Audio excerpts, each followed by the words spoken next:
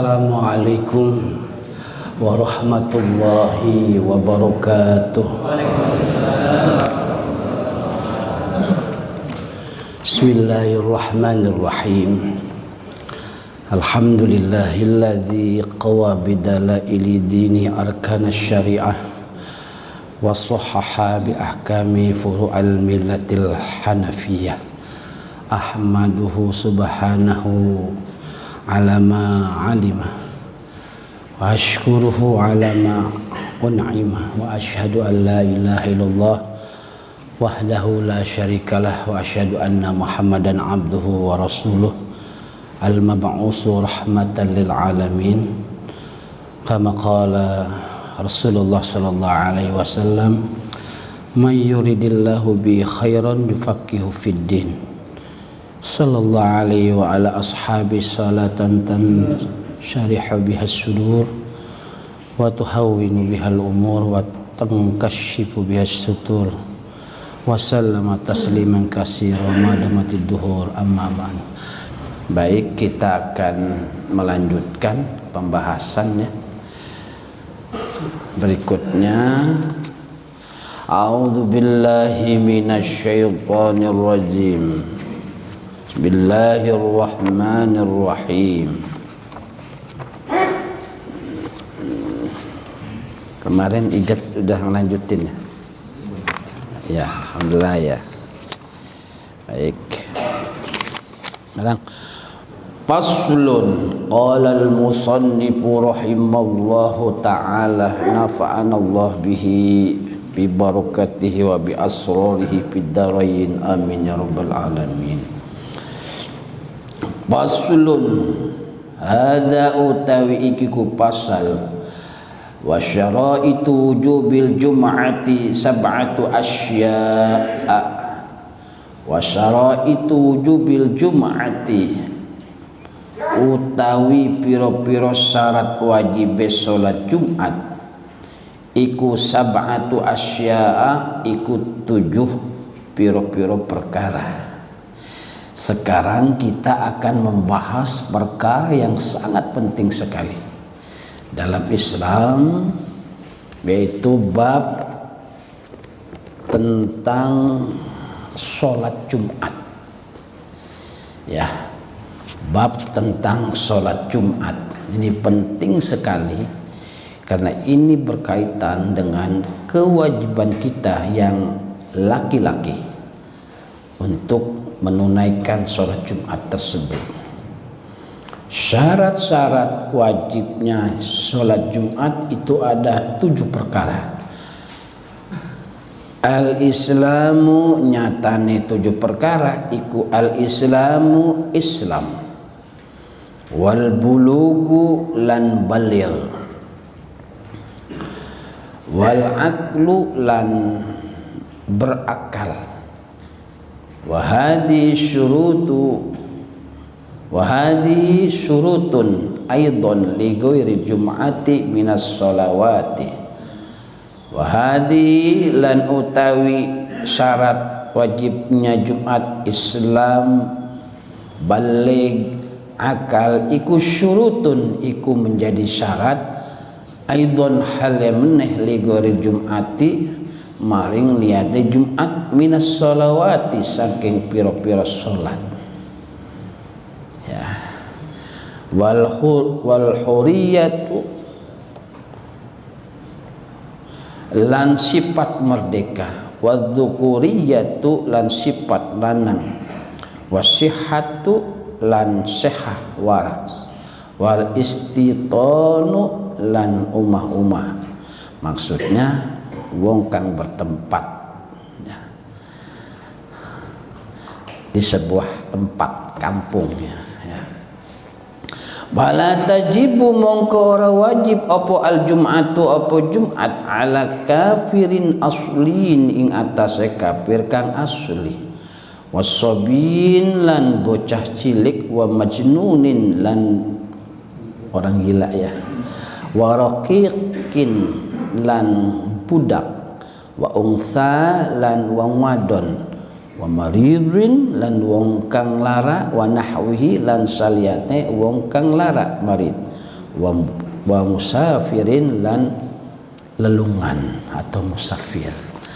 Baik, kita akan membahas tentang yang namanya sholat Jumat. Jumat ini adalah rakaatani tu'addiyani fi yaumil ma'ruf. Yang namanya sholat Jumat ini adalah sholat 2 rakaat yang mana waktunya telah maklum, telah ma'ruf, telah kita ketahui di dalam syariat. Nah, sebelum kita membahas tentang yang namanya sholat Jumat, kita akan membahas dulu apa sih yang dimaksud dengan Jumat tersebut. Al-Jum'atu, yang namanya Jumat ya, itu secara etimologi, secara lugotan bahasa, bidomil mimi, dengan didomahkan mimnya. Jadi al-jumu'atu bisa begitu, al-jumu'atu, mimnya didomahkan. Jadi yang pertama bahasanya itu al-jumu'atu ya, dengan didomahkan mimnya. Ini alal masyhur, ini yang paling masyhur sebenarnya. Makanya orang dulu mah kalau ngomong kok Jumu'ah gitu, orang dulu kan Jumu'ah katanya, karena itu yang ala masyhur. Sebutan yang paling masyhur itu al-Jumu'ah dengan mimnya itu didomahkan. Nah, wa yazudu iskanuha, tetapi boleh juga disukunkan mimnya, Jumat. Nah, ini favorit kita orang sekarang nyebutnya Jumat ya. Dengan mimnya diiskankan, disukunkan, Jumat. Bisa juga difathahkan al-juma'atu, tapi jarang. Al-jumu'ah jarang. Al-mimnya al-juma'atu jarang. Ya. Jam'uha, jamaknya adalah jumu'atun, jumu'atun, jumu'atun, atau wajuma'un, itu jamak taksirnya. Mufradnya jumu'ah atau jum'at. Yang masyhur jumu'ah, jumu'ah dengan mim itu didomahkan. Itu yang masyhur kaulnya. Jadi kalau pengen abdul mah hari apa ini? Hari Jumu'ah gitu. Kalau udah ngaji mah ya, hari apa? Hari Jumu'ah. Nah, tapi kalau ngikutin yang dulu aja, hari apa? Jumat. Nah, itu mah bahasa Jaseng itu mah. Jumat. Yang benar mah Jumu'ah. Hari apa? Jumu'ah. Mimnya didomahkan, walaupun wayazuzu boleh mimnya itu disukunkan, boleh juga mimnya itu dipatahkan, boleh, nggak jadi masalah. Itu mufradnya ya, mufradnya. Jamaknya jumu'at, jumu'at. Wasumyat kadzalik. Kenapa dinamakan al-jumu'atu atau al-jum'atu? Kenapa? Alasannya listima'in nas laha, karena pada hari Jumat tersebut berkumpullah umat-umat Rasulullah Shallallahu Alaihi Wasallam. Karena di hari Jumat itu banyak kumpulan daripada orang Muslim untuk menunaikan sholat Jumat. Listima'in nas, itu alasannya. Tetapi ada yang berpendapat juga waqila. Apa maksudnya itu? Pendapat yang 5 jama'a fi yaumiyah minal khair.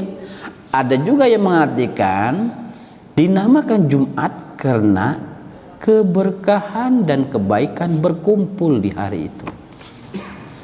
Kebaikan dan keberkahan berkumpul di hari itu. Li'annahu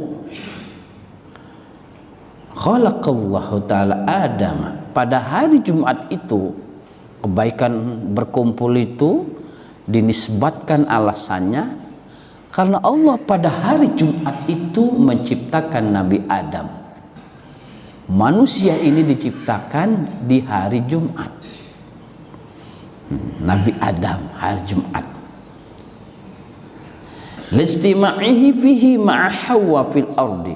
Begitu juga dikumpulkannya kebaikan keberkahan antara Nabi Adam dan Siti Hawa.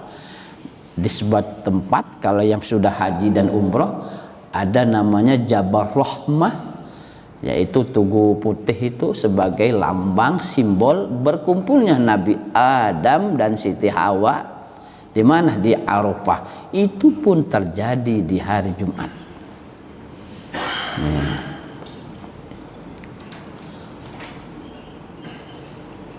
Bahkan yaumul qiyamah, yaumul jum'ah, bahkan hari kiamat pun itu akan terjadi di hari Kenapa kiamat itu diartikan sebagai kebaikan yang berkumpul? Karena di hari kiamat keberkahan kebaikan berkumpul bagi siapa? Bagi orang yang sudah menanti di alam kubur.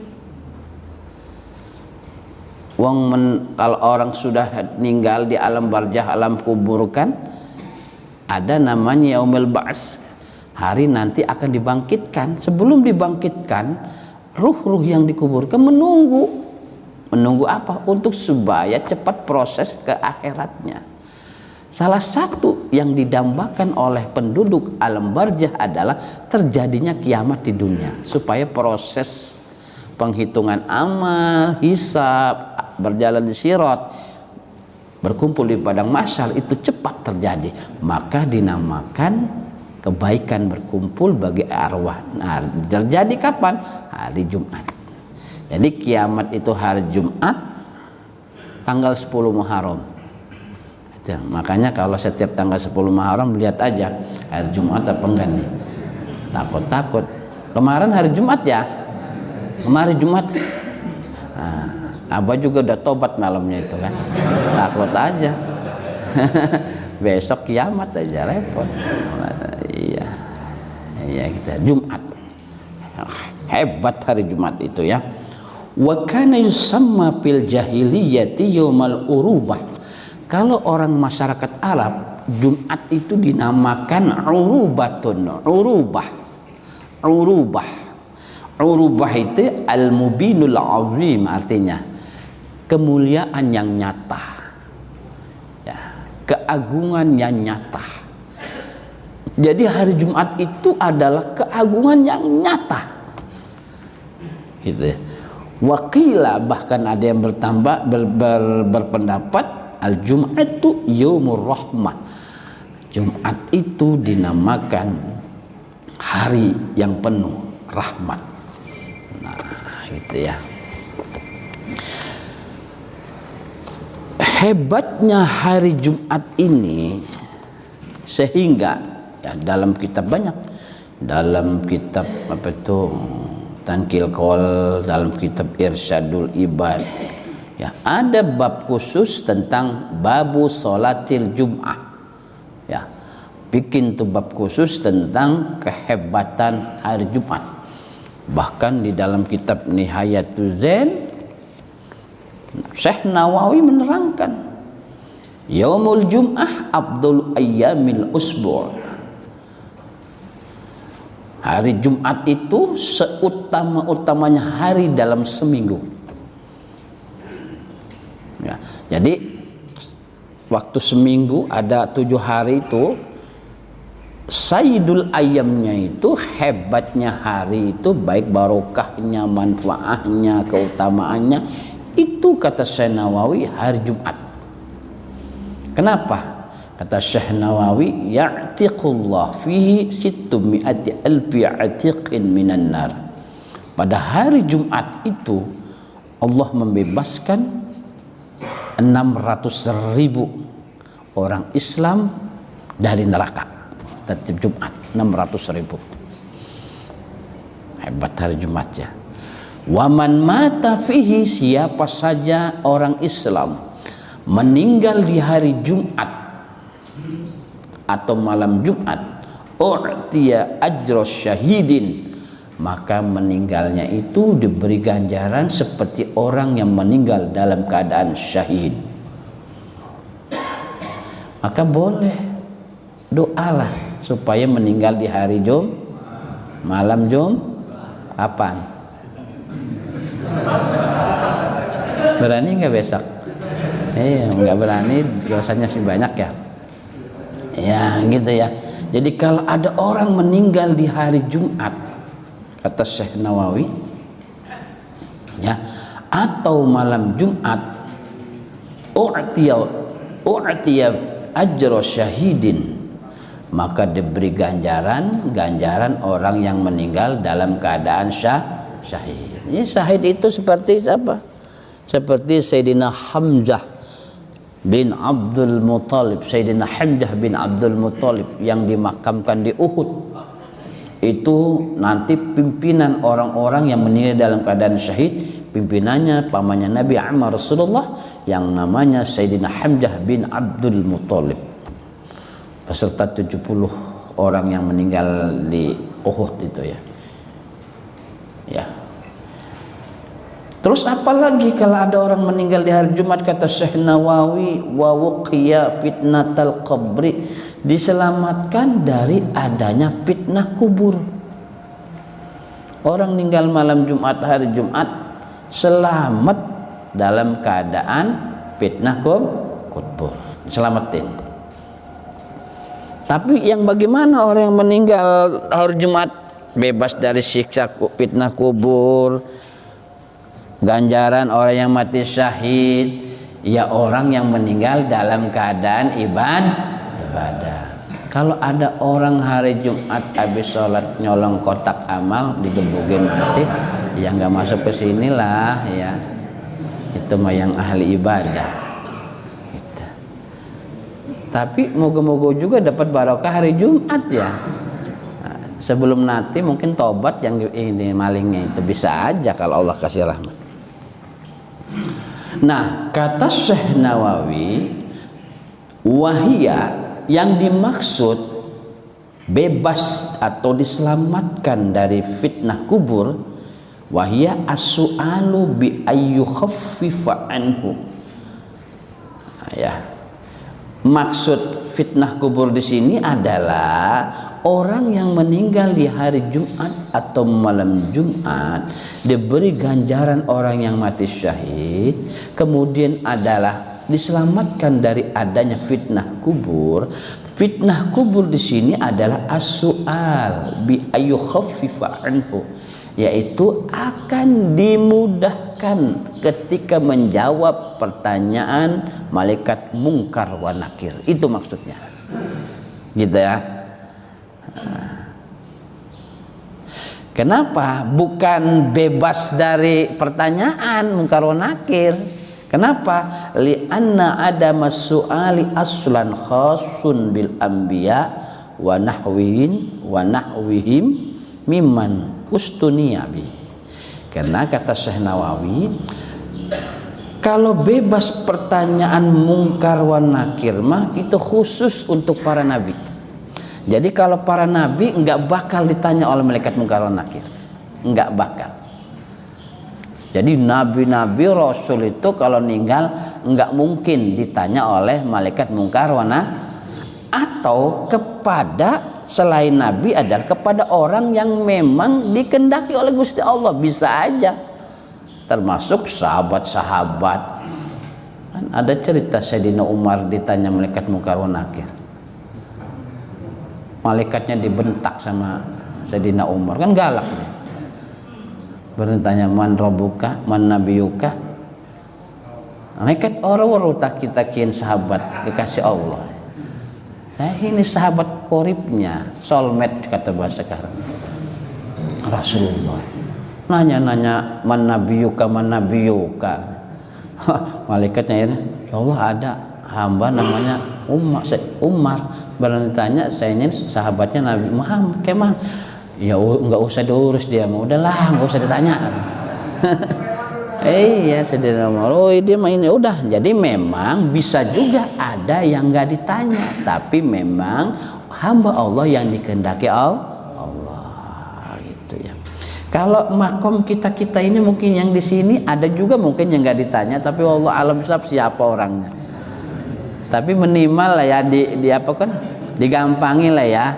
Gampangilah diberi lancar lah, minimal aja insyaallah ya, digampangin aja. Jadi pertanyaan mungkar wa nakir jangan dikira kayak ditalkin itu. Kalau ditanya siapa Tuhanmu, jawab Allah Tuhanku. Iya benar juga begitu. Tapi kalau buat orang yang beriman melongo mah ditakon malaikat. Siapa Tuhan melongo aja gitu. Jadi jangan ngomong kayaknya wis dibocori kalau kiai kan tanya. Ya jangan gitu juga ya. Ya itu mengingetin ya, ngebimbing aja yang namanya talqin itu. Ya. Ya Allah ya Allah, hebatnya hari Jumat ya. Karena itu kata ulama ya dalam kitab Mutamat ini banyak amalan-amalan yang harus kita tegakkan di dalam memuliakan hari Jumat. Apa amalan tersebut? Amalan tersebut satu, banyak baca sholawat di hari Jumat atau malam Jumat. Ya, banyak baca sholawat di hari Jumat atau malam Jumat. Kenapa demikian? Ya, karena kalau kita membaca sholawat di malam Jumat, hari Jumat, kata Nabi, di hari Jumat itulah orang yang membaca sholawat ya itu disetorkan kepadaku, kata Nabi Muhammad sallallahu alaihi wasallam.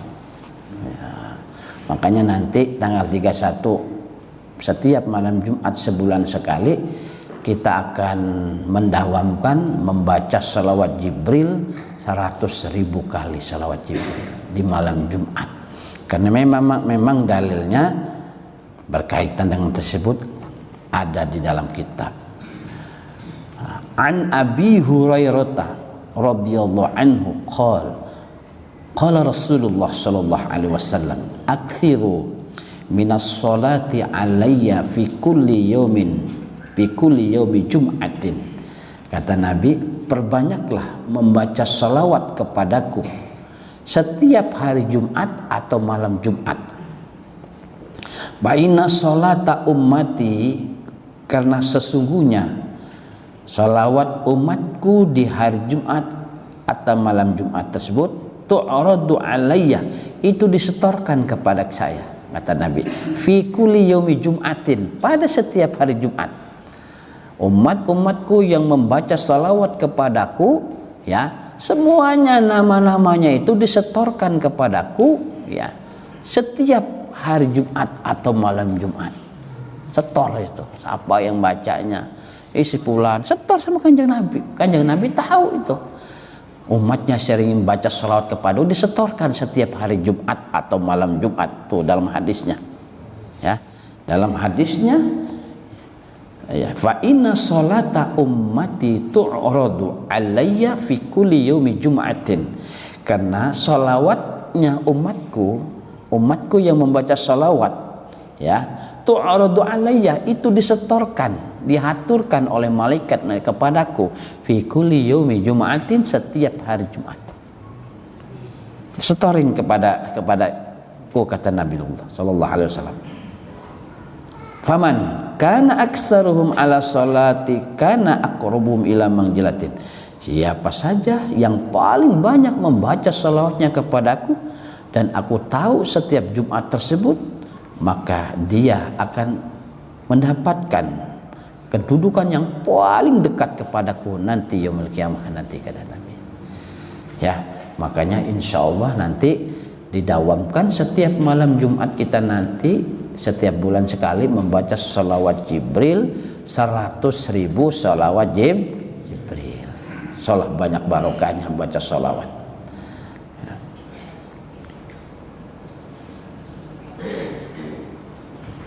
Ya, jadi pertama, amalan yang paling mulia itu di hari Jumat atau malam Jumat, banyakin baca sholawat.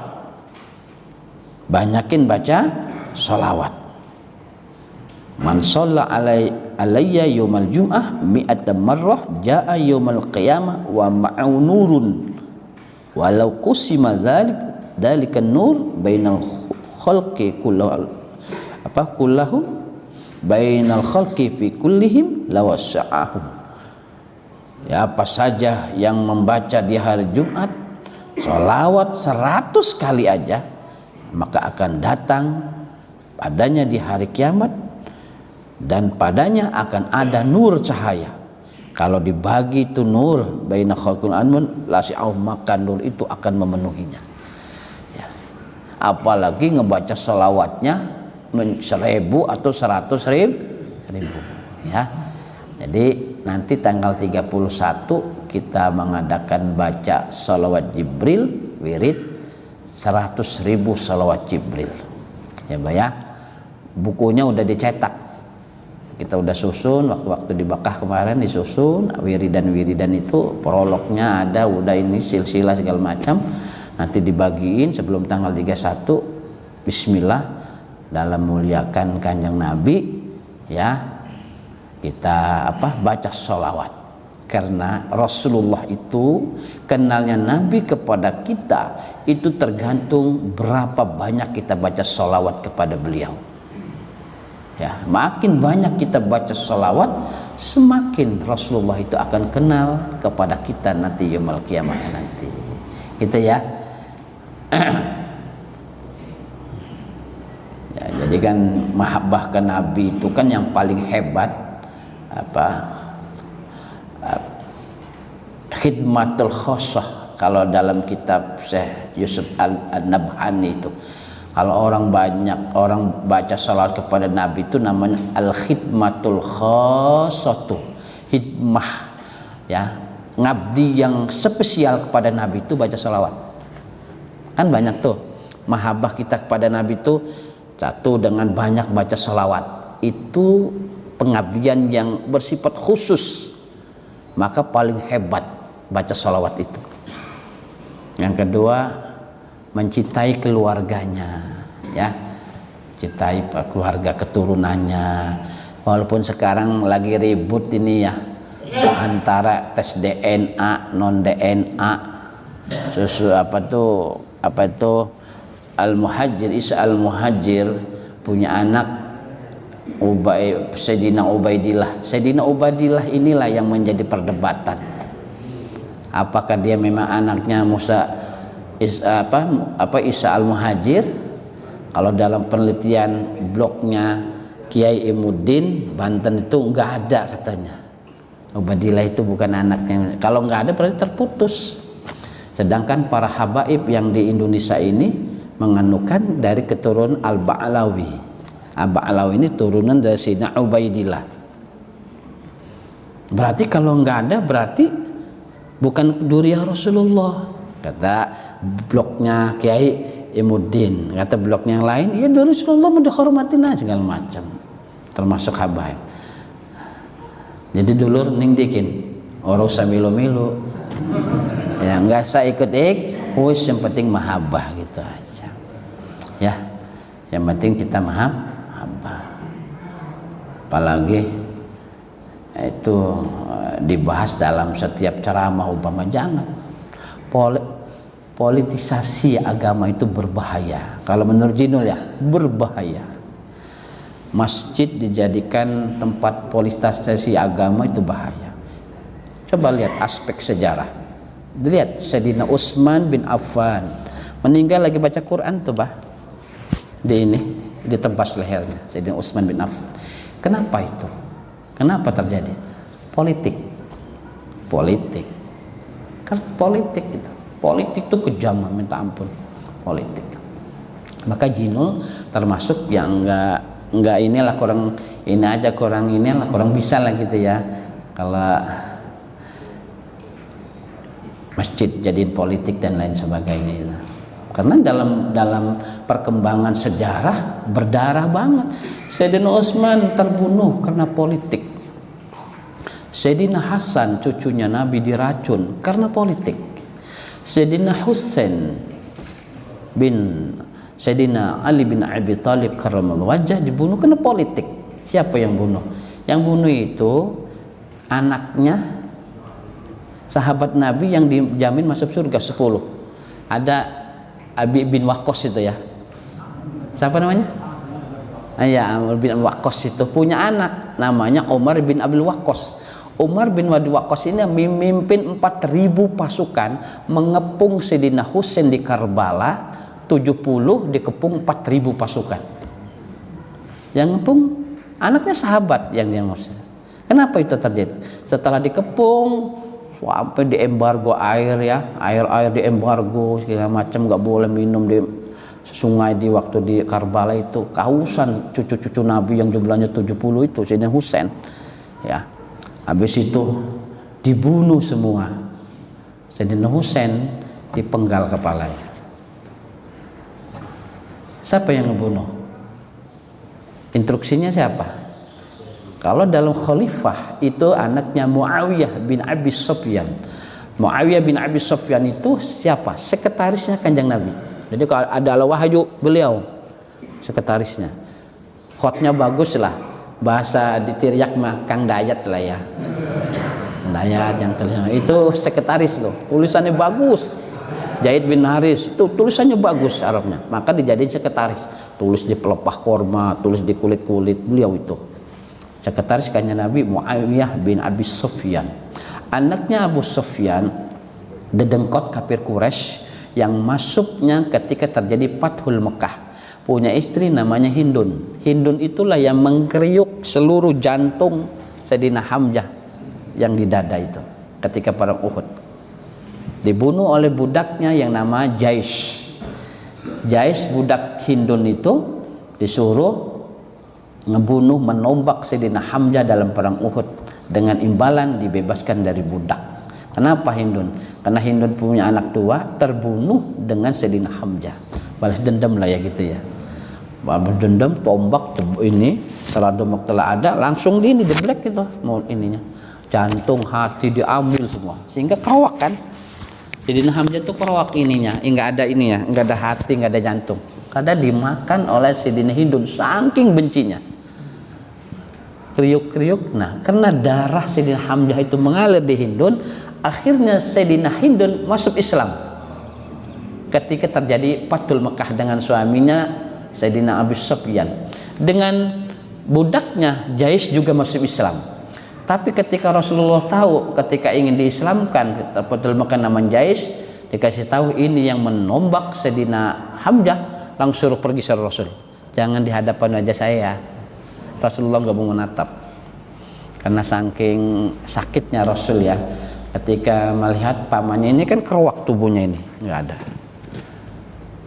Dan itu terlihat ketika zaman dinasti Muawiyah terjadi banjir di Uhud ya, 70 yang syahid ya, syuhada itu terangkat ininya kuburannya, termasuk Sayyidina Hamzah utuh, sama sekali utuh seperti awal. Nah, dan ketika dilihat yang sangat mengerikan itu adalah tadi Sayyidina Hamzah ininya keruak, memang nggak ada isinya, kriuk sama Hindun. Nah, gitu ya. Nah, jadi inilah aspek politik.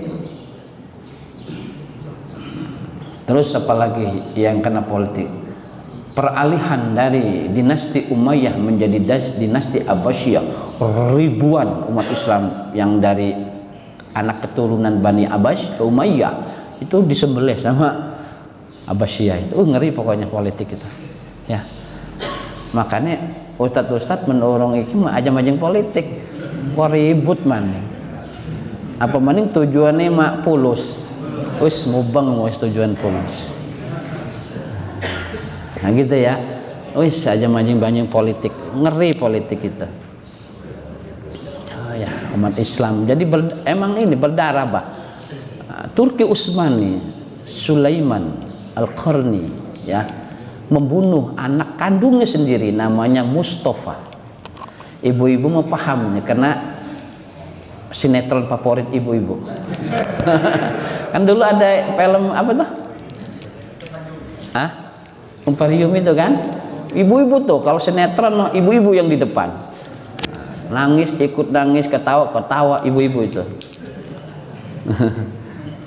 Bapak-bapak nemenin juga di samping. Gitu ya. Jadi politik tuh luar biasa. Makanya majelis apapun, pengajian apapun, bebas politik. Jangan dipolitikin, jangan ikut-ikut politik. Harus bebas. Tapi kalau secara individu pribadi mangga-mangga aja ya. Mangga-mangga aja. Kayak di sini, milih Mas Ganjar, milih Mas Bowo, apa milih Mas Anies. Jangan ditetapkan di sini. Teriakul Agyar milih Mas Anies. Teriakul pengajian, teriakul milih Mas Bowo atau milih Mas apa? Jangan, nggak boleh. Jangan berpolitik. Tapi kalau pengen tahu abah milih siapa? Japri. Nggak apa-apa itu mah. Iya, Japri nggak apa-apa. Oh, analisanya begini, nggak apa-apa. Tapi kalau majelis pengajian hall dijadikan wasilah untuk berpolitik, insya Allah nggak lama majelisnya, pasti akan cepat selesai. Karena niatnya sudah beda, apalagi dijual. Jangan, nggak boleh. Jadi jangan berpolitik. Jadi masjid, majelis jangan dijadikan politisasi ya, untuk kepentingan saat. Karena politik itu menurut Zinul untuk saat ini ya agak kejam lah ya.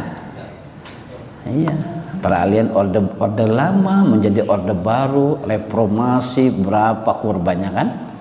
Benar politik tuh. Ada ustadz yang mau nyalonin anggota dewan? Hah? Insya Allah jangan dipilih. Kenapa Bu jangan dipilih? Supaya ngajinya istiqomah. Wis aja jadi anggota dewan, kalalen gun biasanya mah. Orang ngaji maning yakin be. Urusan kene segala macam. Jadi kalau ada teman-teman yang nyalonin anggota dewan, pilih apa enggak? Jangan, nanti ngajinya ahadnya berhenti aja. Biasanya itu kan nanti kalau dekat pemilu ini anggota dewan kan mulut Nabi coba jenggok kesukit mulut Nabi berderet anggota dewan pasti baik. Segala macam pakai kan ya. Tapi menang mah ganti HP biasanya. Bahaya dihubungin ya. Jadi jangan berpolitik ya.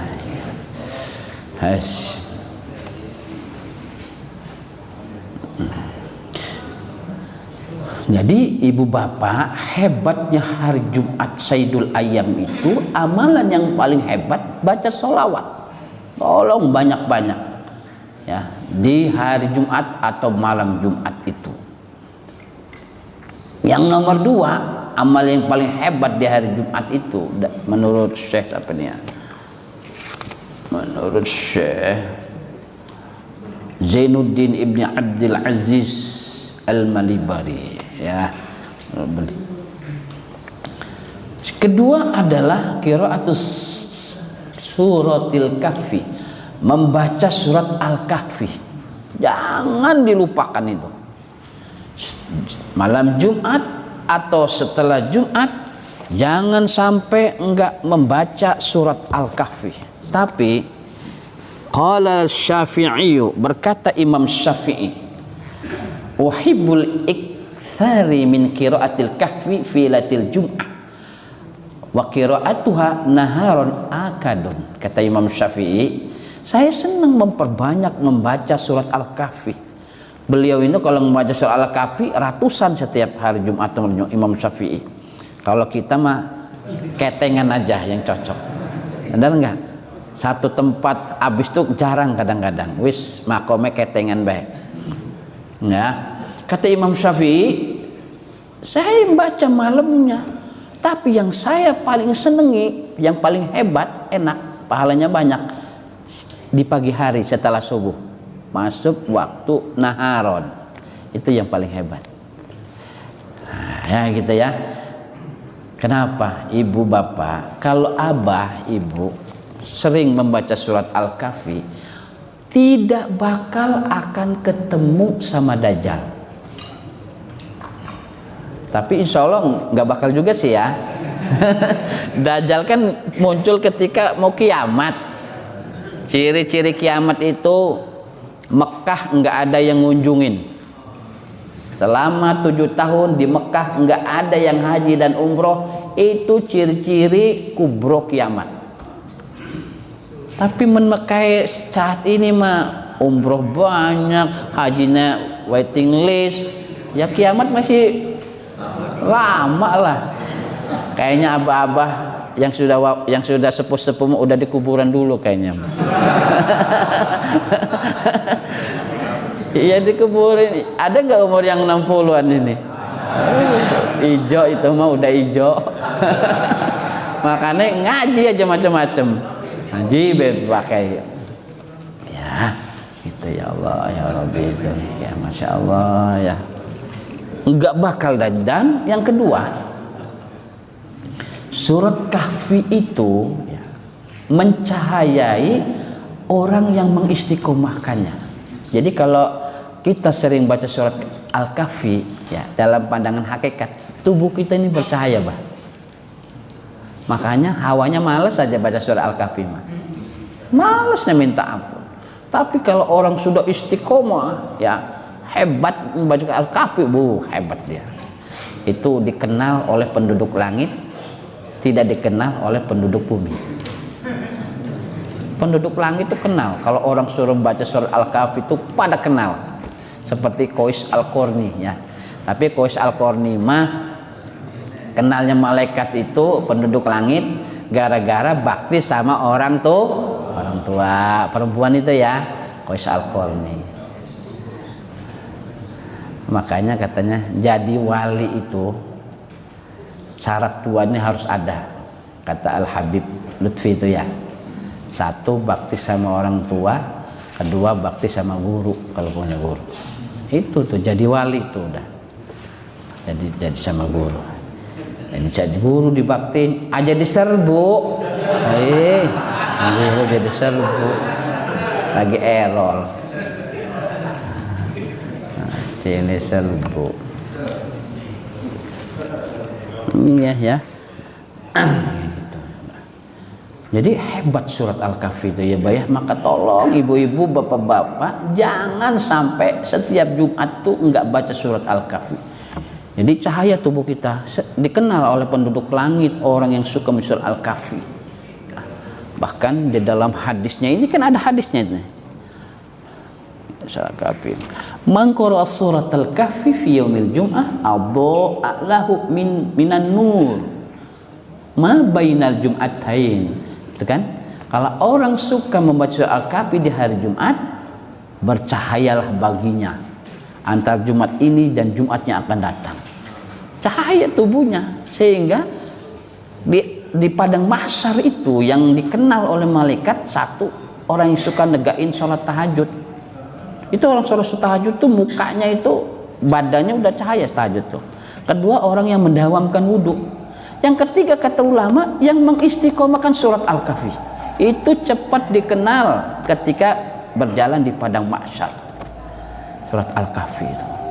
Makanya kejahatan yang paling paripurna yang digambarkan Dajjal nggak akan bisa menjamah orang yang suka membaca surat Al-Kahfi. Nggak bakal Dajjal itu. Surat Al-Kahfi, hebatnya surat Al-Kahfi ya. Bahkan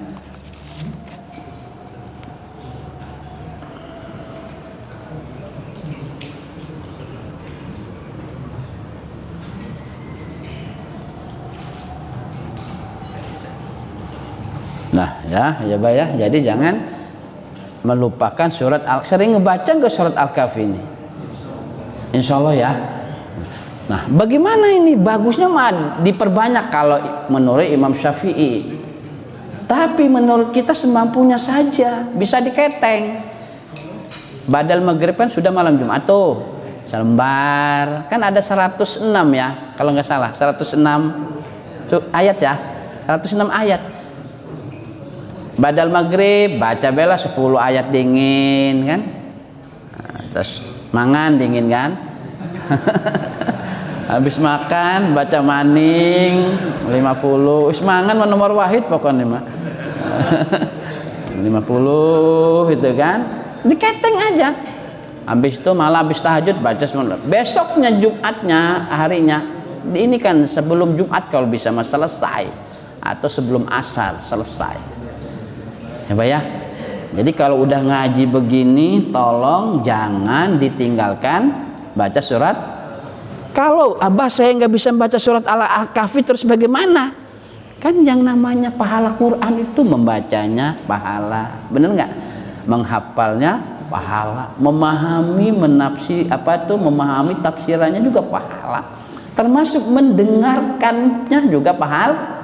Jadi sing orang bisa membaca umpama wis kelajon umpama wis sepuh banget, ya wis dengeri surat Al-Kahfi. Bisa Allah juga pahala, tapi sepertinya semit lah pahalanya. Kayak orang ngaji, kayak wong ngaji ya. Wong ngaji kan semuanya pahala. Orang ngaji tuh niatnya pahala, jalannya pahala. Tapi aspek ranking pahalanya juga ditafsir. Ngaji niatnya bagus segala macem, nyentrik ngaji dodok, gawa pulpen, gawa kitab, iku pahalanya sing super pahala. Terus juga anak kitab nulis baik, pahalanya juga bagus. Termasuk yang mendengarkan juga pahala juga. Walaupun turunnya lendeh ning tembok, pahala juga. Iya, nggak apa-apa ngaji pahala semua. Turunnya be pahala coba. Makanya sebenarnya rugi kalau ini. Kalau mau tidur yang bagus tuh di majelis aja menurut jin. Jangan di rumah. Wih seperti niat lillahi ta'ala sing umah ngaji, wih mah begini nonton bola sampai jam terus ahad pengajian kayak mana nih ngantuk. Sudah penting mah. Jangan enggak tidur kan? Wis salat subuh dalam kitab Al-Azkar Nawawi. Baka as-sama wal ard man nama bis subhi. Langit dan bumi itu menangis menjerit-jerit man ana wa mukmin tas salat subuh turu nangis gitu. Terutama kiyaine aja. Ana coba dalilku bab azkar setelah salat subuh dalam kitab Al-Azkar Nawawi. Langit bumi ngejerit-jerit kalau melihat ada ulama sing tas subuh turu nangis gitu. Kitab Al-Azkar ada dalilnya. Iki wis ora salat maning nonton bolane nomor wahid, tas mancing ucek-ucekan maning palane. Ora salat subuh turu, waduh wis udah nangis maning ngejerit-jerit ke langit bumi. Ya artinya manfaatkan waktu subuh. Karena waktu subuh manfaatkan habis salat duduk. Kemudian nanti sholat isyraq itu kan ada tuh ya waktu isyraq. Batasannya kata ulama sebelum jam 9 itu masih isyraq, ada yang pernah begitu. Sholat isyraq maka dapat pahala sekali, umroh sekali, haji sekali, barokah. Ngamalin wirid di waktu subuh. Abah aja kalau pengen nggak susah ada wiritannya bah, dawamin aja dalam kitab Al-Azkar itu. Dawamkan abis setiap tidur, abis bangun tidur. Abis bangun tidur itu jangan langsung mencolot di kamar mandi, duduk sesaat ngadep kiblat. Takbir 10.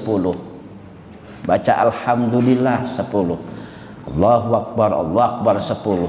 Alhamdulillah 10. Tasbih subhanallah wa bihamdih, subhanallah 10.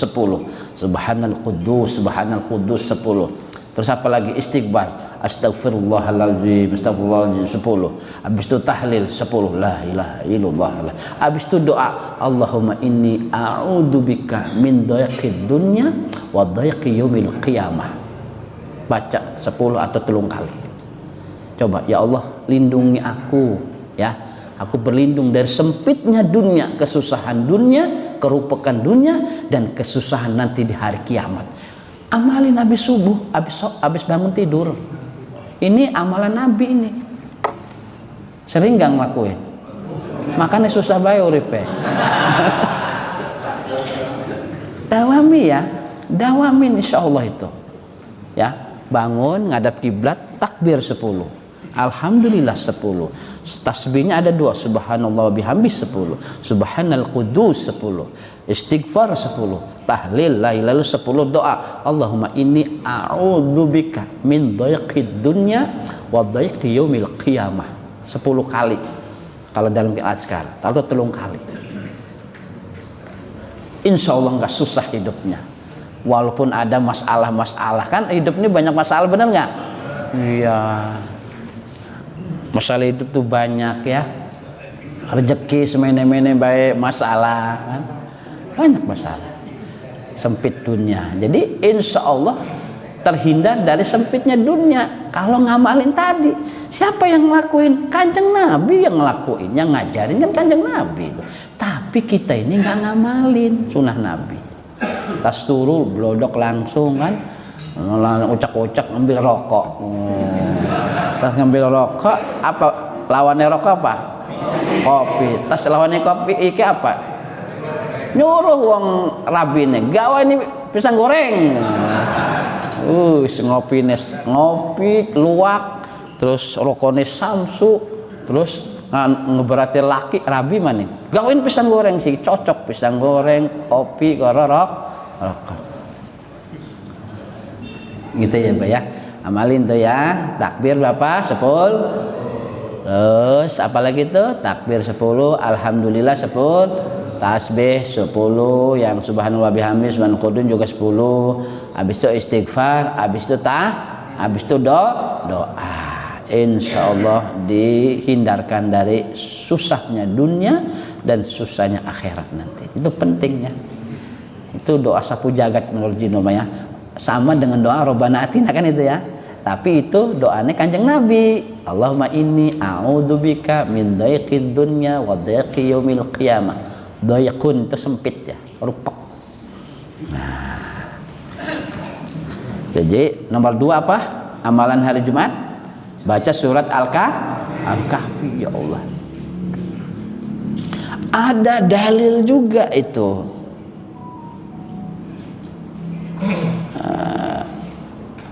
Tentang ngebaca Yasin di hari Jumat. Ini ada yang di sana. Mana itu kemarin dalam kitabnya?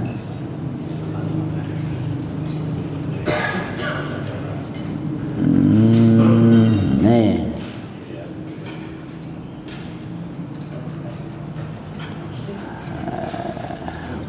Firallahu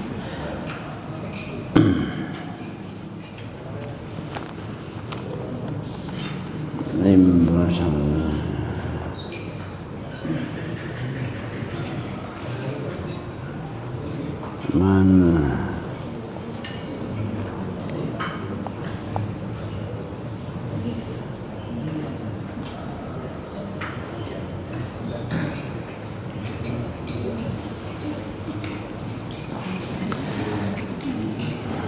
bentar ya, dalil hadisnya. An Abi Hurairah radhiyallahu anhu qala Nabi sallallahu alaihi wasallam man qara'a lailatal jum'ah Yasin asbaha maghfuran lahu. Ya, apa saja yang malam Jumatnya baca surat Yasin, maka dipastikan di malam itu diampuni dosa-dosanya oleh Allah Subhanahu wa taala. Ya, surat Yasin ya. Makanya dulu banyak ngamalin ulama setelah maghrib baca surat Yasin, setelah salat subuh baca surat Yasin, karena memang ada hadisnya ya.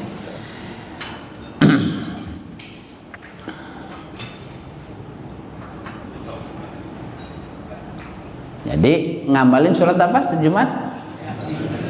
Surat Al-Kahfi. Jangan sampai enggak baca surat Al-Kahfi ya.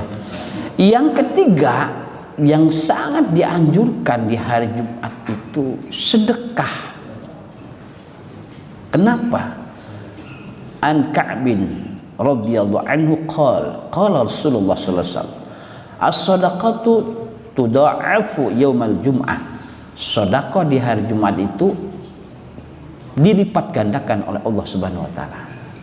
Jadi beda sedekah di hari Jumat dengan sedekah selain hari Jumat, beda. Ya. Man 'amila khairan fi yaumil jum'ah, ya, du'afallahu lahu bi asyrati ad'afin fi sairil ayyam. Wa man 'amila syarran fa misl dzalik. Nah, katakan yang Nabi, siapa yang berbuat kebaikan di hari Jumat dilipat gandakan menjadi 10 lipatan lain dari hari-hari yang lain. Jadi kalau sedekahnya hari Jumat itu apel, ininya 10 apel akan didapetin.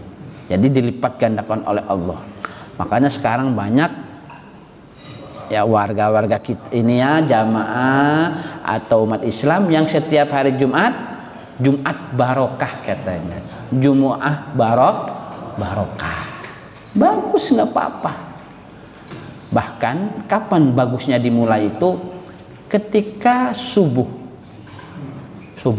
Menjelang sholat subuh itu ke masjid, tolong kalau bisa mah jangan lupa nggak sedekah, masukin di kotak masjid. Karena di pagi hari itu Allah utus malaikat yang khusus mencatat orang yang awal-awal sedekah di hari Jumat. Gitu, didoain oleh malaikat nanti. Itu subuh mulainya. Bagus. Yang penting di hari Jumat itu jangan sampai enggak sedekah. Gitu ya. Harus sedekah latihan, harus latihan. Punya rezeki ini beli beras gitu ya, bagiin fakir miskin gitu. Kan sedekah makanan itu bagus, sedekah makanan itu, karena makanan ini yang akan menjadi daging kan.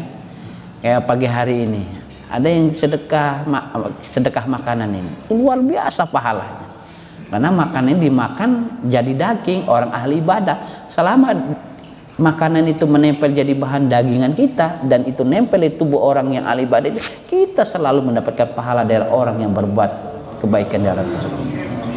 Makanya amalan yang paling hebat di padang mahsyar yang harus dipersiapkan adalah ya tadi sedekah makanan. Sedekah makanan. Kenapa? Di padang mahsyar itu orang akan menjadi lapar selapar-laparnya. Di padang mahsyar itu orang akan haus sehaus-hausnya. Di padang mahsyar itu orang menjadi telanjang setelanjang-telanjangnya. Kan setiap bab itu di kuburan apa nih bekal yang akan kita bawa? Ketika sakaratul maut, apa yang harus kita persiapkan supaya sakaratul mautnya enak, kan gitu. Kata ulama, ketika sakaratul maut, waktu di dunia jangan lupa sering baca tahlil la ilaha illallah, tarekat itu ya, la ilaha illallah.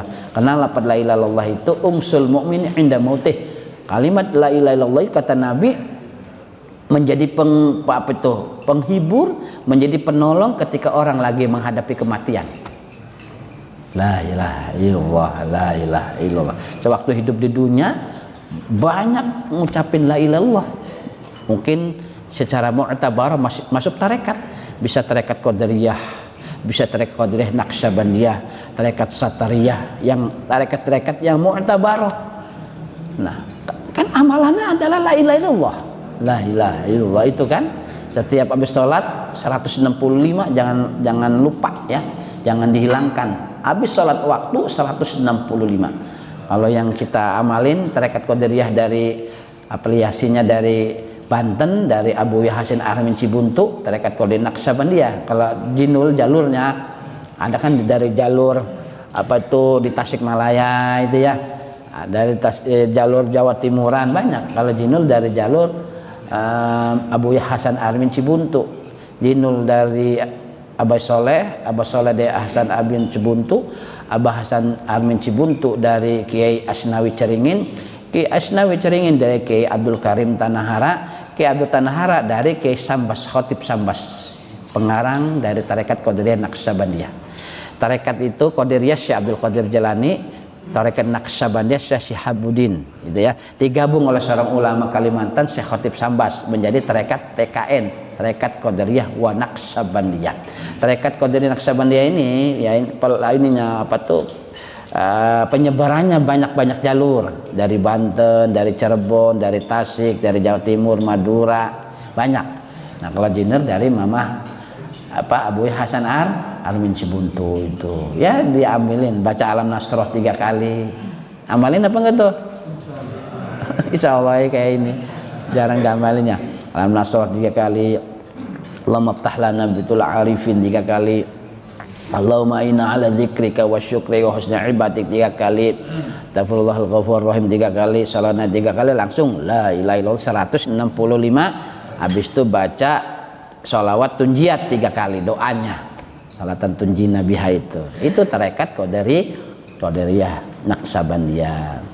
Amalin, karena itu yang akan menolong kita ketika kita sakratul. Nah, di kuburannya apa yang kita bisa nolong? Apa yang harus kita persiapkan? Amal apa yang harus kita dawamkan? Kalau di kuburannya pengen enak, jangan lupa, jangan berani tidur, baca surat Tabarok. Ada hadis sahihnya. Tabarakalladzi biyadihi mulku itu jangan sampai enggak dibaca. Baca itu, karena setiap huruf surat Tabarok akan menjadi korin malaikat yang akan menolong kita di alam kubur, menemani panjang kita di alam kubur surat Tabarok. Malin. Nah, ketika terus apa itu ketika sudah di ini kan kita kumpul di padang mahsyar. Apa yang kita persiapkan di padang mahsyar? Kena haus, lapar, telanjang, sedekah. Sedekah itulah yang akan bekal yang paling baik itu adalah sedekah ketika kita padang mahsyar. Karena kita lagi haus, maka siapa yang sedekah di dunia, makanan di padang mahsyar nggak akan lapar. Ketika kita sedekah minuman, ya untuk pengajian, untuk apa aja, nggak akan haus di padang mahsyar. Siapa saja yang sedekah baju, nggak akan telanjang di padang mahsyar. Ya, makanya aja kalalen ku ya, setiap Idul Fitri BHS, BHS ya, gajah dodok bening guru. Iya, iki mau ditonggo-tonggo ni awas sing muncul.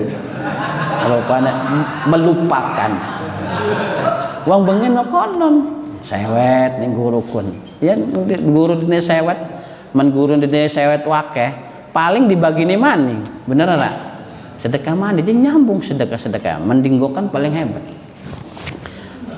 Tapi mengenai BHS jarang dinggo juga sih. Ya, enggak aja dodok sing sedang-sedang bela, tapi aja ele lusuh juga paling gak turu. Orang gak ngaji. Karena sedekah pakaian itu akan menutup aib kita ketika di padang mahsyar, sehingga kita nggak telanjang, gitu ya. Jadi kata ulama sedekah yang hebat di padang mahsyar itu tadi minuman, jangan ada anggap remeh sedekah makanan kayak gini. Pahalanya luar biasa, ya, Mbak ya. Nggak akan ada ceritanya orang ahli sedekah bangkrut, itu nggak ada. Bahkan tambah dan tambah dan tambah. Gitu ya.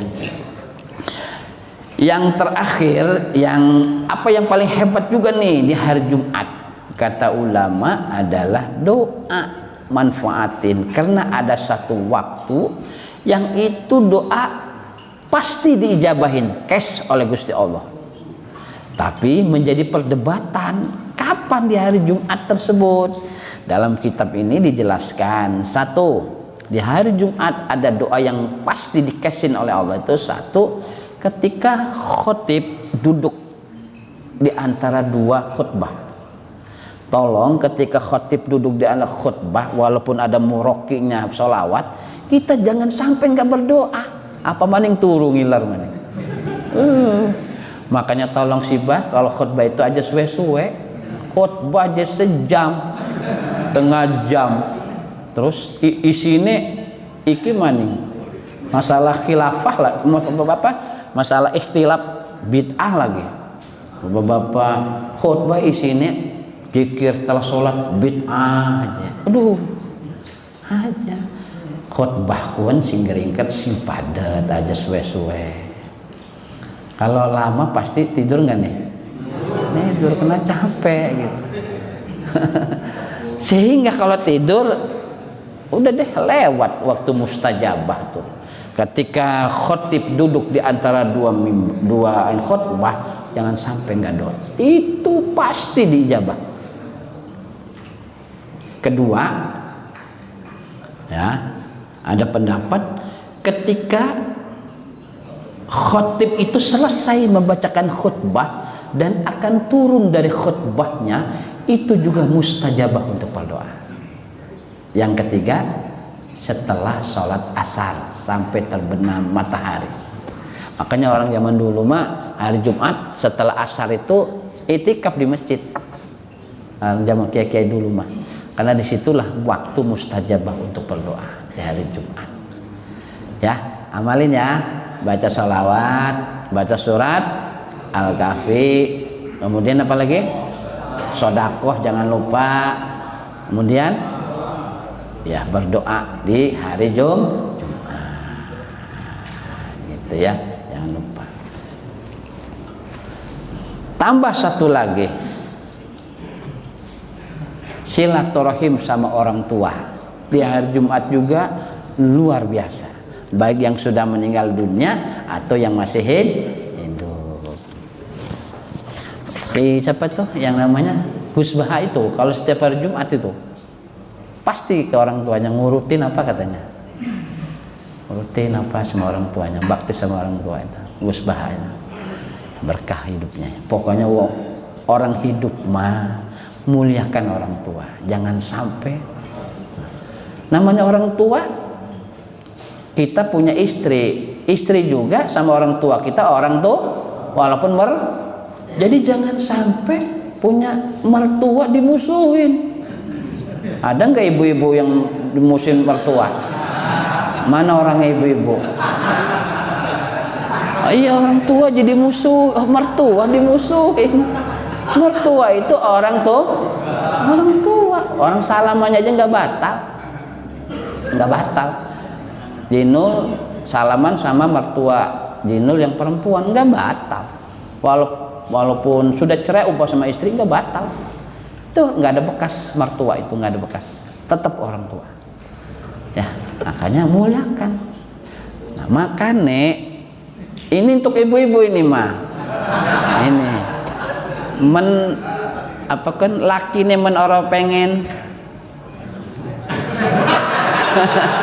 itu mana cara tipe jereh mah tipe ya. Ya siji kalau ininya ya harus surprise terhadap suaminya bagus gitu ya. Bagus lah pokoknya ngelayanin suaminya bagus. Yang kedua harus baik sama ibunya suami kita. Itu kunci itu. Orang bakal wong lanang pun apapun umpama gitu ya. Karena itu memang tips ya. Tip itu baik sama orang tua itu luar biasa. Kalau doa jangan orang tua abah aja, mertua juga didoain, karena itu juga orang tua. Nggak boleh, Allah ampuni dosa orang tua saya, abah Yai Soleh, abah Haja Mastunah. Enggak, abah itu kalau abah sebutin, ampuni dosanya abah Yai Soleh Mastunah, ampuni dosanya apa itu ya jadi gitu ya. Repotnya double sih ini ya, repot double. Jadi gitu, mertua harus sebutin, jangan enggak disebutin, karena mertua itu orang tua, Mbak. Mertua itu orang tua. Pengen barokah, muliakan mertua, muliakan orang tua ya. Jangan dimusuhin orang tua. Pokoknya anak musuh yang tua, orang bakal ngangkat derajat. Di dunianya apalagi di akhiratnya pasti sengsara. Jangan kita yang bukan ahli ibadah. Sahabat Nabi Alqamah kalau sholat tuh sop awal terus Alqamah itu. Orang yang disayang kanjeng Nabi, berang mati jauh bisa ngucap la ilaha illallah. Nggak bisa ngucapin la ilaha illallah. Nggak bisa disuruh Nabi, nggak bisa. Nabi sudah menduga. Coba kita tanya ibunya. Tanya ibunya, iya Alqamah ini nyakitin saya karena dia nyakitin saya gara-gara istrinya. yang membuat saya ini? Istrinya tuh. Akhirnya terus kata Nabi, ya udah kalau gitu mah, kalau ibu nggak ini udah kita bakar aja Alqamah ini. Mau dibakar ibunya, ya nggak usah. Baru dimaafkan, baru Alqamah bisa bacain la ilaha illallah. Itu gara apa? Gara-gara nganu orang, ya titip ya. Orang tua itu harus dimuliakan. Jangan sampai nggak orang hidup. Bahaya kalau kita nganu orang tua. Ya, terutama yang ibunya, ibu Ramadan. Karena ibu mah diulangi 3 kali kalau Nabi. Bapak mah cuma sekali. Ya Rasul, bagaimana teknis saya menghormatin kedua orang tua ini bagaimana? Yang harus sekali protes umuk. Siapa lagi? Umuka. Siapa lagi? Umuka. Siapa lagi? Abuka. Abuka masih hiji. Bapak kan bapaknya emang kadang-kadang ngeselin anaknya besi ya. Umuka itu gitu. Nah, ini amalan 5 amalan yang paling hebat di hari Jumat, termasuk di dalamnya adalah apa itu? Muliakan orang tua. Tambah satu lagi dalam kitab ini, muliakan guru, ziarah di makam guru kalau punya guru. Berkah hidupnya insya Allah. Ya, guru itu muliakan.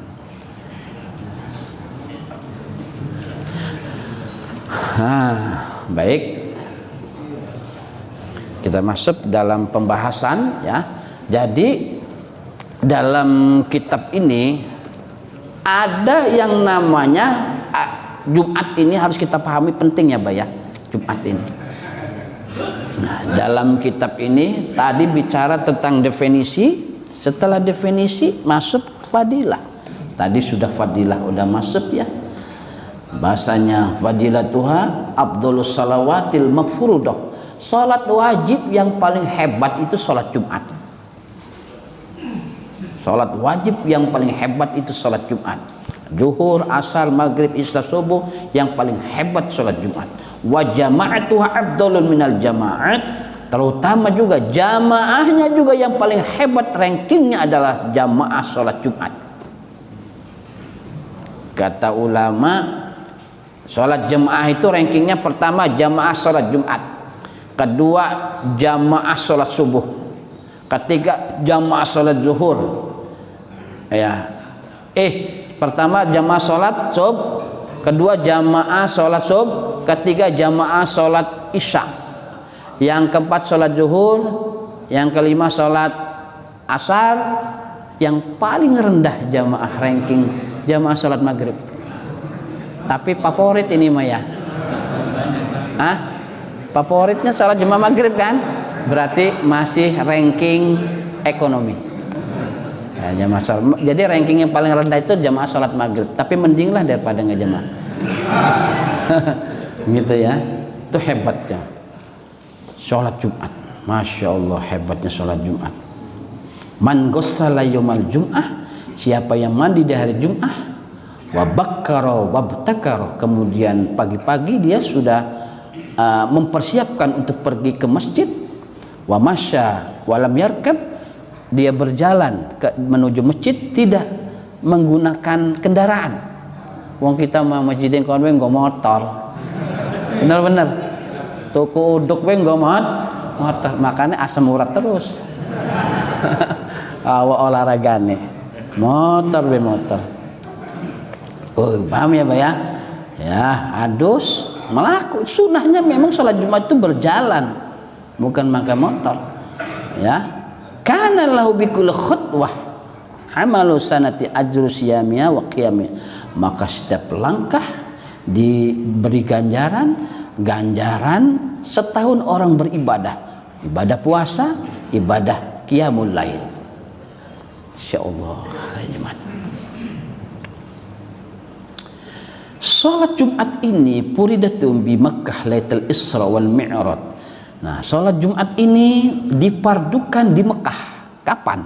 Ketika hari Senin tanggal 27 Rajab. Sama ketika pengewajiban salat 5 waktu. Bareng. Jadi salat Jumat itu bareng dengan pengewajiban salat 5 waktu. Tanggal hari Senin tanggal 27 Rajab. Ketika Mi'raj, Isra wal Mi'raj. Ya. Wa awalu man sholaha As'ad ibnu Jurarah. Pertama kali yang menegakkan sholat Jumat, yang melakukan, Nabi tidak. Nabi nggak ngelakuin karena Nabi masih di Mekah. Yang melakukan pertama kali adalah sahabat Nabi di Madinah yang bernama As'ad ibnu Jurarah. Ada kampung Bani Salamah itu dekat Madinah sekitar 10 kilo ya.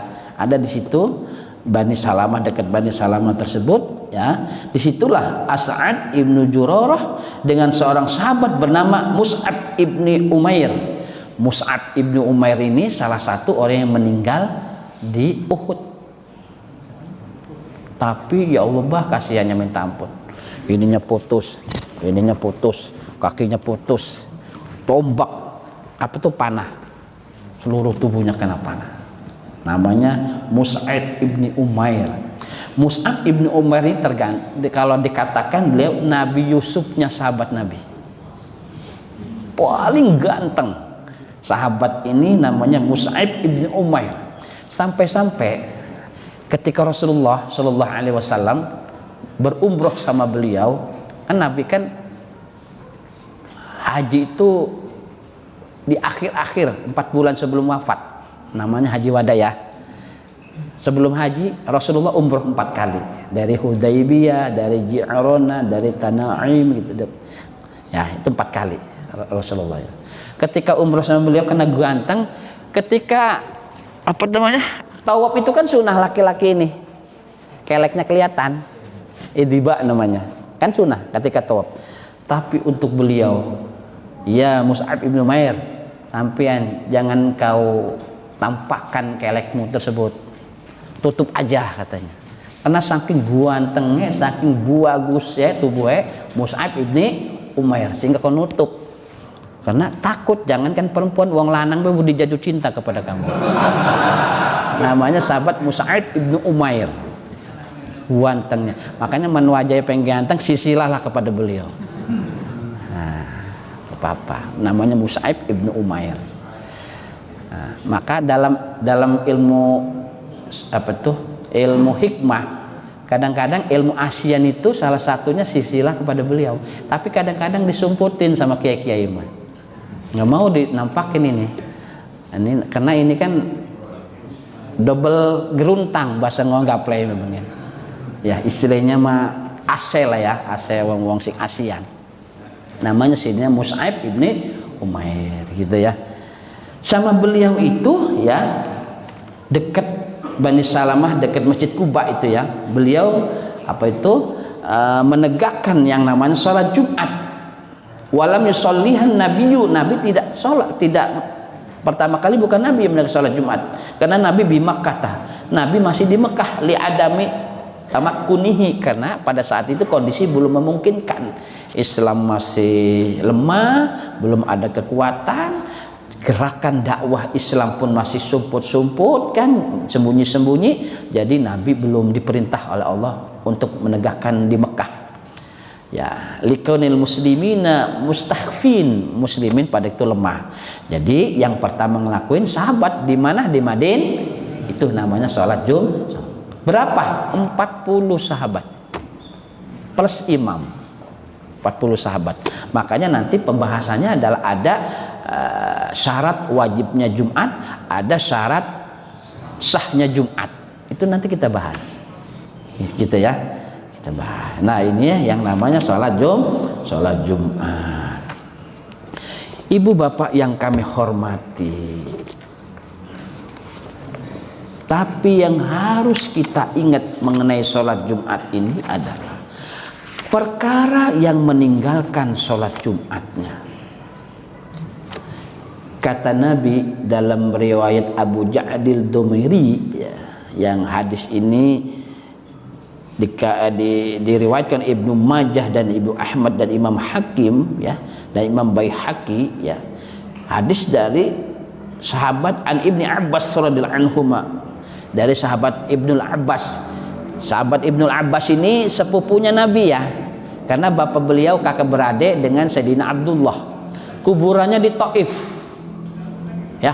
Nanti kalau umroh haji jangan sampai nggak ziarah ke Taif apalagi ustadz-ustadz yang sering ngajar fikih, karena sanad ilmu fikih ini biasanya bersambung akhir kepada Sayyidina Ibnu Abbas, karena Sayyidina Abbas itu adalah muridnya Kanjeng Nabi, masih sepupu dan muridnya. Dan sahabat Sayyidina Abbas ini salah satu sahabat yang diberi kesempatan melihat malaikat Jibril, saking hebatnya Sayyidina Abbas ini ya. Sayyidina Abbas, nah ini ya, kuburannya di Taif.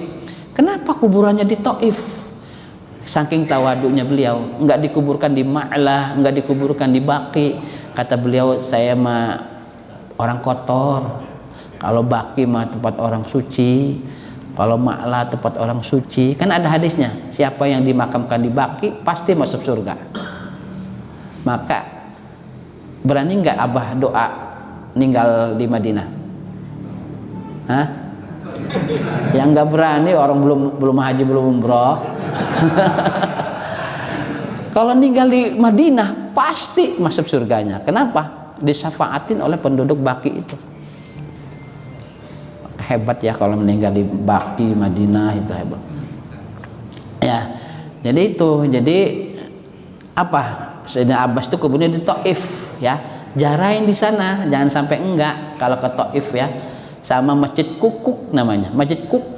Masjid Kuk itu ketika Rasulullah jarak Taif ditimpukin itu berdarah, disandarkan di situ, dioles-oles oleh sahabat, dibersihkan, diabadikan menjadi Masjid Kuk namanya. Adanya di Taif ya. Nanti kalau umroh kalau nggak ada jarak ke Taif, adain sendiri ya. Rugi kalau nggak ini jarak ke Taif. Taif itu adalah puncaknya Indonesia. Apa itu bagusnya, luar biasa, dingin. Jadi di atas gunung, Bah. Sehingga kalau ke Taif itu, kalau pulang itu ininya ini kayak pesawat itu apa? Budak ininya. Karena tinggi banget datarannya, subur tempatnya. Negeri Taif itu subur, dulu gersangnya minta ampun ya, daerah pegunungan namanya gunung. Gara-gara ada darah Nabi yang tercecer di tanah Taif, seluruh Taif menjadi subur. Hebatnya Kanjeng Nabi. Kan darahnya ini bercucuran Nabi karena ditimpukin dakwah itu.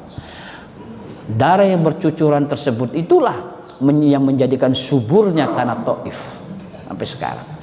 Makanya ibu bapak yang kami hormatin, darah kurban kalau nyembelih ini adab ya. Nyembelih kurban itu darahnya jangan dialirkan di selokan. Makruh hukumnya. Nggak boleh, makruh. Darah nyembelih binatang kurban atau akikoh jangan dialirkan ke selokan, dengan analogi supaya beres. Panitiannya orang pegel, tapi ngambil daging mah 5 bungkus. Benar-benar kan? Iya, 5 bungkus jauh apa sih? Asalnya yang pegel ya, emang benar cocok lah 5 bungkus ya. Makruh hukumnya. Kenapa? Darah kurban itu satu akan bersaksi yaumil kiamah, sebelum netes di bumi uang si kurban diampuni. Apa maning darah wis netes di bumi. Jadi saksi yaumil kiamah. Tur, tempat yang dibasahi darah kurban itu akan barokah. Berkah darahnya. Berkah. Kalau bisa makanya kurban ya akan berkah itu darahnya. Itu menjadi adab. Apa kata Nabi? Qala man taraka salasa juma'in tahawunan. Siapa yang enggak sholat Jumat tahawunan, dengan emang sikap sifat meremehkan, males ngeremehin sholat Jumat, taba'allahu ala qalbihi, maka Allah akan menstempel hatinya. Uang wis ningali sholat Jumat 3 kali, mun orang benar-benar kita juk hidayahin Gusti Allah, bahaya wakesing suul khotimah. Ya hati, tolong dinasehatin ya. Kalau kita punya anak, jangan berhenti kita nasihatin saudara kita untuk menegakkan sholat Jumat. Punya saudara kita nasihatin, karena 3 kali baik ninggali sholat Jumat, taba'allah ala qalbih. Hati itu dalam ilmu tasawuf ada 3. Qalbun salimun, qalbun matbu'un, qalbun mughlaqun. Satu, ada hati yang selamat. Hati yang selamat itu yang sehat, terhindar dari penyakit hati, hatinya sering cepat menerima kebaikan, itu hati salim, qalbun salim. Ada hati matbu'un, hati yang telah disempel, orang stempel black gitu ya. Kalau orang menyentempel suatu surat, isinya apa itu? Perkara yang penting kan ya. Kalau sesuatu kertas sudah distempel, itu nggak bisa dirubah-rubah kan? Karena emang stempel itu menjadi ciri sesuatu itu menjadi legal biasanya itu kan. Hati juga kalau sudah distempel sama Gusti Allah gara-gara maksiat, sulit akan menjadi baiknya itu. Sulit akan baiknya kalau udah hati sudah stempel. Ya istilah biskuit besi, kalau biskuit wis di plastiki double kan, ngebukanya payah apa enggak? Payah. Wis di stempel soalnya. Nah, kalau orang sudah hatinya stempel kejelekan sama Gusti Allah, menjadi baiknya itu sulit kalau bukan kena rahmatnya Gusti Allah. Gitu ya. Yang ketiga hati muglak, hati yang tertutup. Kalau hati yang tertutup mah gampang, banyak wirid ngebuka maning nih kayak banyak amal soleh ngebuka lagi. Tapi kalau hati matbu', hati yang telah terstempel, itulah yang agak sulitnya. Maka faktor yang bisa hati distempel Allah menjadi jelek itu ninggalin sholat Jumat berturut-turut 3 kali. 3 kali ditinggalin sholat Jumat. Bahkan dalam hadis lain, man tarkal jum'ata salasan min ghairi udrin faqad nabadal Islam wara'a zuhri. Siapa orang yang meninggalkan Jumat 3 kali berturut-turut, sungguh dia telah mencampakkan agama Islam ini di dalam dirinya. Masya Allah ya. Banyak nggak orang yang ninggalin salat Jumat? Allah, kerja nyari dunia kan ya, tapi ninggalin sholat Jumat coba. Allah, biasanya kerja apa sih ninggalin sholat Jumat kan? Hah? Apa? Hah? Kuli? Enggak kuli mah sholat Jumat.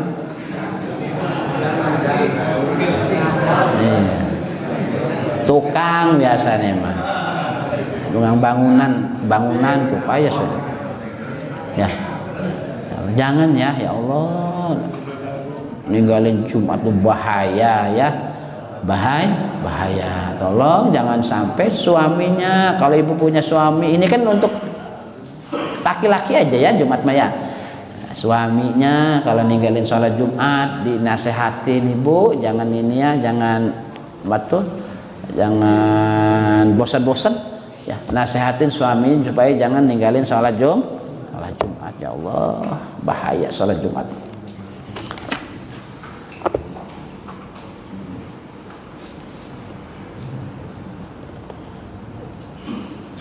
Nah, kemudian dalilnya apa? Kalau ditanya dalilnya, biasalah dalil ini surat Jumu'ah itu ya, dalil salat Jumat tersebut. Baik, kita bahas dalam kitab ini. Jam berapa sekarang? Hah? Belum tengah 11. Terus ya. Oke. Sekarang kita akan bahas tentang pertama syarat wajibnya Jumat. Siapa orang-orang mukallaf yang diwajibkan sholat Jumat tersebut? Ya, kalau syarat wajib Jumat itu syarat berkaitan dengan eksternal ya, masuk keluar dia kewajibannya. Ya, kalau yang sahnya masuk ke zat ibadah itu. Kalau syarat sahnya Jumat, ini syarat wajibnya Jumat. Siapa yang wajib melaksanakan sholat Jumat itu? 1. Al-Islamu, agama Islam ya, 1. Orang Islam wajib sholat Jumat. Yang wajib sholat Jumat Islam yang mana nih? Laki apa perempuan? Laki-laki.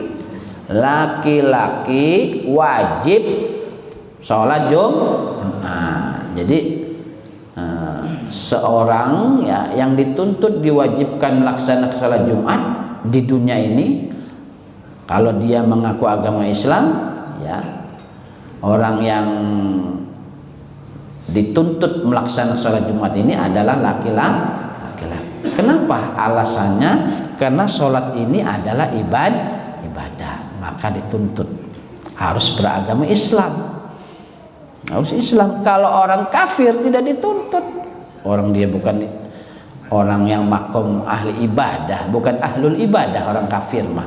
Kalau orang Islam itu ahlul ibadah, orang yang memang diwajibkan melaksanakan ibadah, maka orang Islam. Yang kedua, wal bulughu, baligh. Jadi sholat Jumat tidak diwajibkan kecuali pada orang yang sudah baligh. Baligh itu kalau umur 15 tahun laki perempuan, kalau ciri yang lain perempuan haid, ya kalau laki-laki ihtilam. Kalau udah itu wajib melaksanakan sholat Jumat. Sehingga anak kecil yang belum balik tidak diwajibkan melaksanakan sholat Jumat karena dia bukan ahlul mukallaf. Alasannya karena dia laisa min ahlil mukallaf. Anak kecil itu bukan ahlil mukallaf, tidak terbebani oleh syariat, maka tidak wajib. Makanya Abah kalau bawa anak kecil itu kalau bisa mah jangan di sop awal, karena anak kecil itu menjadi melompongkan sop. Jadi kalau kita sholat nih, sholat bawa anak, ada anak kecil kita ke sop, itu hakikatnya melompong, kosong gitu loh, karena dia tidak termasuk ahli ibadah. Makanya posisi kalau anak kecil untuk tarbiyah supaya dia ingat masjid apa, ya udah ada tempat khusus di belakang untuk anak-anak kecil. Tapi kalau ribut kan repot juga. Sering ribut nggak kalau ribut? Wah ribut tuh kerangkeng win rumah.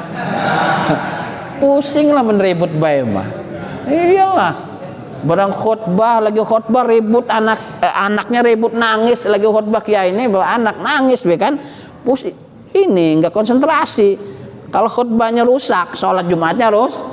Ya gitu. Tapi kalau anaknya nurut mangga aja, bawa-bawa aja. Gitu ya. Jadi anak kecil tidak termasuk yang wajib melaksanakan Jumat. Yang ketiga, wal aklu, berakal. Jadi sholat Jumat itu hanya diwajibkan kepada orang yang berakal sehat. Berbeda dengan orang yang gila. Wong gila sholat Jumat itu wedi lah. Lagi sholat dipeloroti biasa sewete. Repot kabeng kok. Ya, maka jangan membawa orang gila sholat. Tapi sedekah paling hebat kan sama orang gila. Hebat sedekah itu. Jadi ada ulama berpendapat sedekah yang paling hebat sesama manusia itu sedekah sama orang gila. Coba kalau kita sedekah sama orang sehat mah enak kan. Wong gila mah kerunya. Orang dene mangan akhirnya mangan untuk sampah kan nggak boleh kalau kita ngeliat begitu mah. Jadi kalau ada orang gila tolong dikasih apa tuh begadang resto apa kayak gitu. Iya, dan pahalanya paling banyak juga sedekah sama orang gila tersebut. Kalau kita sedekah sama orang sehat itu maklum lah, udah maklum, fakir miskin sehat maklum. Tapi kalau sedekah sama fakir miskin yang gila itu yang hebat mah. Punyalah istiqomah setiap Jumat sedekah sama orang gila. Tapi ngelati wong edan gini dia. Mendata wong gila, ada yang pernah mendata orang gila di sini? Nah, di pasar ada? Banyak ya, Bayang? Ada berapa orang tuh? Tapi tolong dikasih sing mateng aja wong edan dan beras sekarung, dia orang bakal masak. Dene duit baru duit deh kemah aja dene duit engko dembil karo iki makelaren ning pasar kan. Iki ana wong gila dene rokok mending karena orang pengen duit awal dia rokok kerunya lah. saking rahmati Allah ya. Kemarin Covid, wong sehat wis kena Covid mah. Wong edan mah jarang kena Covid. Benar-benar saking rahmati Allah. Allah paham wong gila kun Allah sing ngurus. Sulit mengurus orang gila. Orang pada nggak mau ngurus orang gila. Ngana sedekah nih wong gila kun jarang. Ya, singgah rumah sakit nong gila kun jarang. Wis gila mah diliari malah merdeka aja dulu.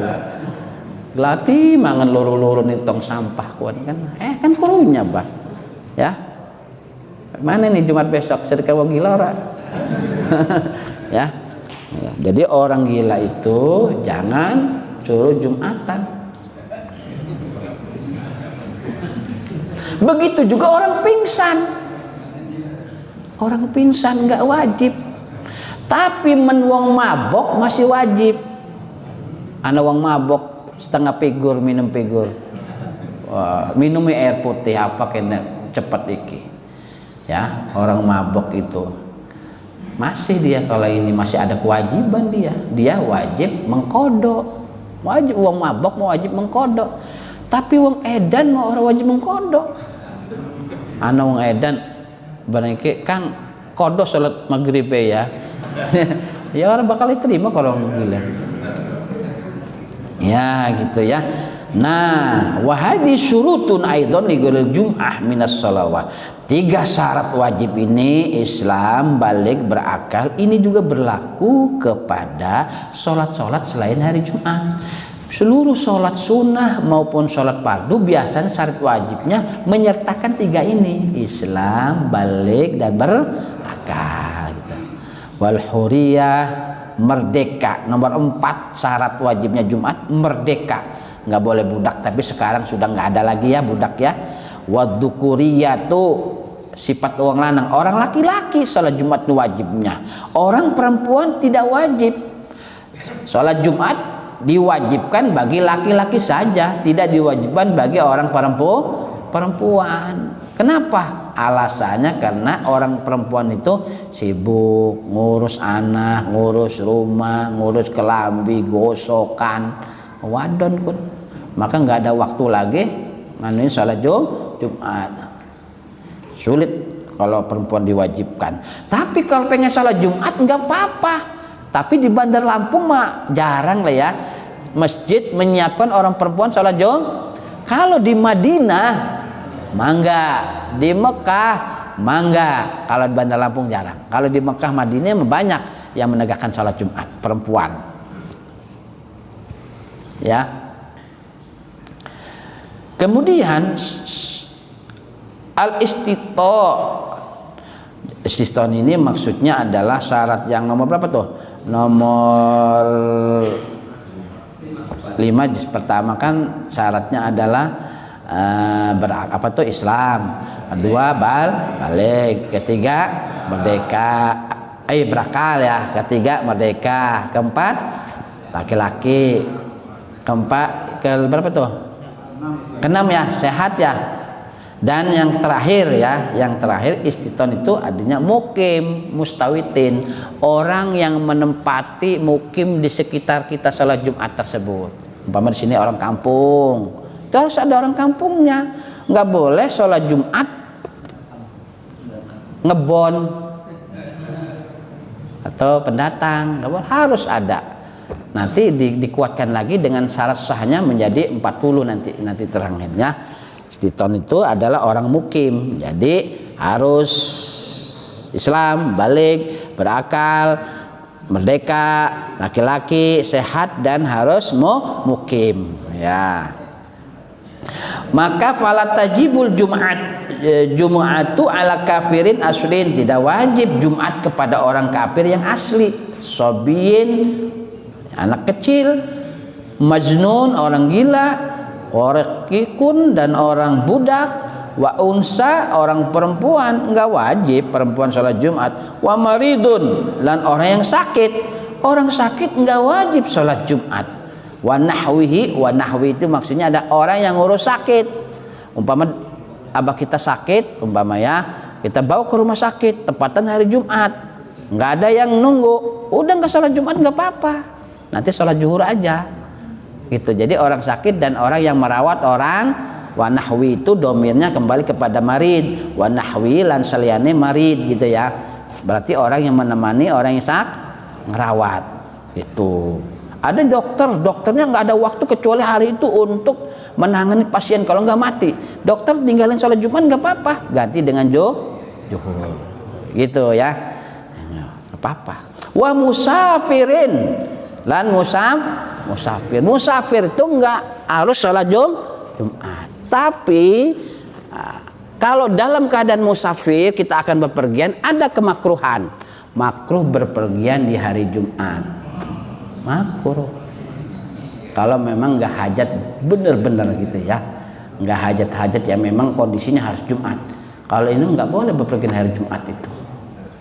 Apalagi ustadz umpama kiai-kiai yang memang di situ ini ada masjidnya gitu kan, harus standby. Karena yang bikin deg-degan kan pengurus masjid biasanya. Bener-bener. Sing masjid kuan ngebon biasanya, ngebon iki saya. Deg-degan. Wong jendol juga kadang-kadang deg-degan. Una Mekah, siapa teriak kunci khutbah aja. Dan Mas Rudin, tolong ini kan positifin.